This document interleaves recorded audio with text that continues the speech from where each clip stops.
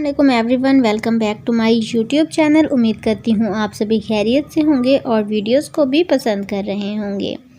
आज की वीडियो में हमने बात करनी है define and describe the virulence and virulence factors. What are the characteristics of a disinfectant. तो बहुत आज को हम डिस्कस करेंगे बहुत दोनों टॉपिक्स, ठीक है। चलते हैं वीडियो की तरफ। A quantitative measure of pathogenicity measured by a number of the organisms required to cause a disease is known as virulence factors, ठीक है। क्वांटिटेटिव, फर्स्ट ऑफ ऑल नाम से पता चल रहा है क्वांटिटी मेयर करनी है, ठीक है, पैथोजेनिसिटी की। पैथोजेनिसिटी कितनी हो रही है, किस क्वांटिटी में हो रही है, ये चेक करना है हमने। और जो है measured by the number of organism required to cause disease, कितने लोग ऐसे हैं जिनको हो जाए तो वो फर्दर आगे उसको जो है ट्रांसफ़र कर सकते हैं। उसके बाद हमारे पास यहाँ पर विरुलेंस फैक्टर आ जाता है। विरुलेंस फैक्टर में हमारे पास सबसे पहले आता है विलाई, एंड देन हमारे पास आ जाता है exotoxin, and then endotoxin, and third one is हमारे पास कैप्सूल। तो विरुलेंस क्या है, विरुलेंस फैक्टर्स क्या है, वो मैंने आपको बता दी। PEC के नाम से तीनों विरुलेंस फैक्टर कंप्लीट हो जाते हैं, pili, exotoxin, endotoxin and capsule. Then हमारा जो सेकंड पार्ट था जो हमने आज डिस्कस करना था उसकी बात कर लेते हैं। सेकंड पार्ट हमारा था कैरेक्टरिस्टिक्स क्या है डिसइंफेक्टेंट की। तो उसकी अब हम वन बाय वन सारी कैरेक्टरिस्टिक्स देखेंगे डिसइंफेक्टेंट की।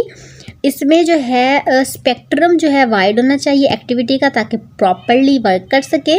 सेकंड कैरेक्टरिस्टिक्स इसमें होनी चाहिए कि act in a presence of organic matter. Third characteristics इसमें होनी चाहिए कि पेनिट्रेटिंग पावर होनी चाहिए, ताकि ये पेनिट्रेट करके डिसइंफेक्ट कर सके। स्टेबल होना चाहिए इसको, और इफ़ेक्टिव होना चाहिए एसिडिक इन्वायरमेंट में भी और अल्कलाइनिक कंडीशन में भी। मतलब अब कंडीशन ऐसा ना हो कि ये एक के लिए तो बेस्ट है दूसरे के लिए नहीं, तो अब कंडीशन दोनों तरह की हमारे पास फेस करनी पड़ सकती है, एसिडिक भी और अल्कलाइनिक भी, तो दोनों के लिए ही इफ़ेक्टिव होना चाहिए। कोरेसिव नहीं होना चाहिए, टॉक्सिक नहीं होना चाहिए, इरिटेंट भी नहीं होना चाहिए। सबसे बेस्ट चीज़ ये कि इजी होना चाहिए यूज़ के लिए और सेफ़ भी होना चाहिए। कॉस्ट भी इसकी इतनी ज़्यादा नहीं होनी चाहिए। देन हमारे पास आ जाता है शेल्फ लाइफ भी लॉन्ग होनी चाहिए। इसके अलावा इसके नीचे मज़ीद कैरेक्टरिस्टिक्स दी हुई हैं। इसका जो है ब्रॉड स्पेक्ट्रम होना चाहिए, should have a wide anti microbial spectrum, ताकि वो ज़्यादा से ज़्यादा माइक्रोब्स को किल कर सके और अपनी जो है एक्टिविटी को बढ़ा सके। फास्ट एक्टिंग होना चाहिए, शुड प्रोड्यूस अ रैपिड किल करना चाहिए, बहुत फास्ट इफेक्ट होना चाहिए।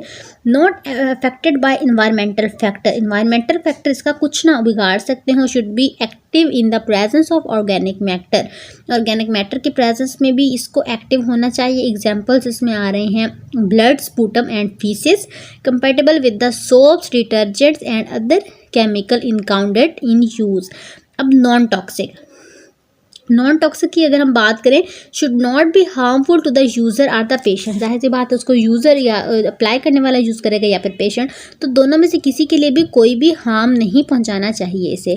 सरफेस कंपेटिबिलिटी की बात करें, should not crore instrument and metallic surfaces and should not cause the deterioration of the cloth, rubber, plastic and other material. तो ये बात भी बेसिक है और याद रखने वाली है।